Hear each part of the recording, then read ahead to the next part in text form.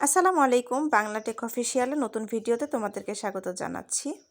সুপ্রিয় শিক্ষার্থীরা, কেমন আছো তোমরা? আশা করি অনেক ভালো আছো। আজকে পঞ্চম শ্রেণীর অধ্যায় 4 বাওবি বাংলাদেশ ও বিশ্ব পরিচয়ের অধ্যায় 4 আমাদের অর্থনীতি, কৃষি ও শিল্প সম্পর্কে তোমাদেরকে একটু ধারণা দিব এবং এর যে রচনামূলক প্রশ্ন এবং সংক্ষিপ্ত প্রশ্ন আছে সেগুলো আমি আজকে করে দেব। তো প্রথমে এখানে 4টা অনুচ্ছেদ আছে, 4টা না কয়টা আছে আমরা দেখব।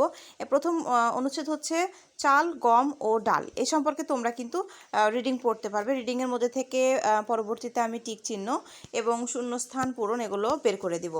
তো এখানে কৃষি চাল, গম ও ডাল হয়ে গেল। এরপরে আছে আলু, তেলবীজ এবং মশলা। এটা 2 নাম্বার পাঠে আছে, আলু, তেলবীজ এবং মশলা। এখানে কিছু কিছু ছক আছে, সেগুলো তোমরা চাইলে পূরণ করে নিতে পারো। 3 নাম্বার চ্যাপ্টারে আছে পাট ও চা ও তামাক। এটা প্রধান অর্থকারী ফসল আমাদের, যা বিদেশে রপ্তানি করে বৈদেশিক মুদ্রা অর্জন করা হয়। তো এগুলোকে বলা হয় অর্থকরী ফসল।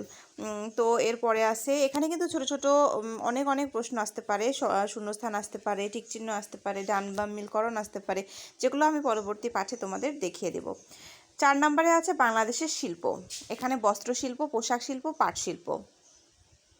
এরপরে আছে বৃহৎ শিল্প ও কুটির শিল্প। মানে বৃহৎ মানে অনেক বড় কিছু শিল্প, এবং কুটির শিল্প মানে ছোট ছোট আমাদের যে শিল্পগুলো আছে সেগুলো।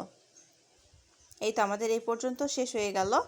এরপরে কিন্তু আমরা নতুন নতুন পড়ব এবং বর্ণনামূলক এবং সংক্ষিপ্ত প্রশ্নগুলো নিয়ে আলোচনা করব। তো যারা আমার চ্যানেলটিকে এখনও সাবস্ক্রাইব করনি, অবশ্যই সাবস্ক্রাইব করে আমার পাশে থাকো। আমাদের দেশের 5টি শস্যর নাম লেখো। আমাদের প্রধান 5টি শস্যর নাম: 1 ধান, 2 গম, 3 সরিষা, 4 ডাল ও 5 আলু। প্রশ্ন 2, বাংলাদেশের 3টি বৃহৎ শিল্পের নাম লেখো। বাংলাদেশের 3টি বৃহৎ শিল্প হলো পাট শিল্প, বস্ত্র শিল্প ও কাগজ শিল্প। বাংলাদেশের 3টি কুটির শিল্পের নাম লেখো। বাংলাদেশের 3টি কুটির শিল্প হলো তাঁত শিল্প, রেশম শিল্প ও মৃৎশিল্প। প্রশ্ন 1, বৈদেশিক মুদ্রা অর্জনে কৃষি আমাদের কিভাবে সহায়তা করে? উত্তর, বাংলাদেশ কৃষি প্রধান দেশ, তাই এখানে অনেক রকমের কৃষিপণ্য উৎপাদিত হয়। যেসব কৃষিপণ্য বিদেশে রপ্তানি করে বৈদেশিক মুদ্রা অর্জন করা যায়, সেগুলোকে অর্থকারী ফসল বলে। বাংলাদেশ যেসব কৃষিপণ্য রপ্তানি করে বৈদেশিক মুদ্রা অর্জন করে তা হলো চা। বাংলাদেশের অর্থনীতিতে চা গুরুত্বপূর্ণ ভূমিকা পালন করে। বাংলাদেশের চায়ের বিশেষ সুনাম রয়েছে। চা রপ্তানি অনেক বৈদেশিক মুদ্রা অর্জনে সহায়তা করে। পাট। পাট আমাদের অর্থকরী ফসল।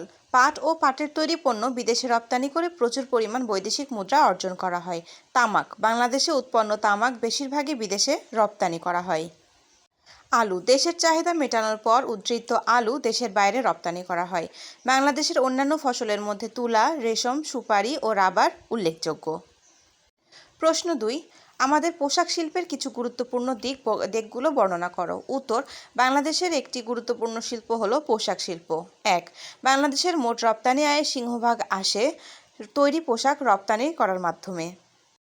2, বাংলাদেশের পোশাক কারখানায় লাখ লাখ পুরুষ ও নারী কাজ করায় বেকারত্ব কমেছে। 3, পোশাক শিল্পের প্রসার ঘটার কারণে এর সঙ্গে সম্পর্কিত অন্যান্য শিল্পও বিকশিত হচ্ছে। 4, তৈরি পোশাক বিভিন্ন দেশে রপ্তানি করে বাংলাদেশ প্রতি বছর অনেক বৈদেশিক মুদ্রা অর্জন করে। প্রশ্ন 3, বৃহৎ শিল্প ও ক্ষুদ্র শিল্পের মধ্যে পার্থক্য কী? উত্তর, বৃহৎ শিল্প ও ক্ষুদ্র শিল্পের মধ্যে পার্থক্য: বৃহৎ শিল্প, ক্ষুদ্র শিল্প। বিপুল পরিমাণ পণ্য উৎপাদিত হয়, অল্প পরিমাণ পণ্য উৎপাদিত হয়। প্রচুর শ্রমিকের প্রয়োজন, অল্প শ্রমিকের প্রয়োজন। প্রচুর পরিমাণে কাঁচামাল প্রয়োজন, স্থায়ীভাবে প্রাপ্ত। প্রচুর শ্রমিকের প্রয়োজন, অল্প শ্রমিকের প্রয়োজন। প্রচুর পরিমাণে কাঁচামাল প্রয়োজন, স্থানীয়ভাবে প্রাপ্ত উপকরণ ব্যবহৃত হয়।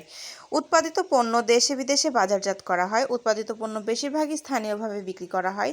পুঁজি ও বিনিময়ের পরিমাণ বেশি, পুঁজি ও বিনিময়ের পরিমাণ অল্প। চাইলে তোমরা এটা ছক হিসেবে দিতে পারো। তো আমার এখানে ছকটা আমি করে দিতে পারিনি, এই জন্য দুঃখিত। এবং পরের ভিডিও যদি ভালো লেগে থাকে অবশ্যই কমেন্ট এবং লাইক করে আমার পাশে থাকবে। ধন্যবাদ। আর চ্যানেলটিকে সাবস্ক্রাইব করতে ভুলে যাবে না।